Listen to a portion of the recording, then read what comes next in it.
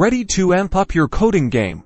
Let's get your GitHub project seamlessly running in Visual Studio Code. First, go to your desired GitHub repository, click the green code button to unveil a menu with different options. We'll notice the repositories URL within this menu. Copy the URL, choose HTTPS, SSH, or GitHub CLI based on your preference. HTTPS is typically the easiest starting point. Click the copy icon beside the URL you'll use. Open Visual Studio Code, find the Explorer icon, resembling a folder. On the left, click it to open the Explorer panel. You'll need to open the command palette. You can do this through View, then Command Palette. Alternatively, use the keyboard shortcut Ctrl+Shift+P on Windows or Command+Shift+P on Mac. The command palette pops up. Type git clone into the search bar, select git clone from the options. A prompt then asks for the repository URL.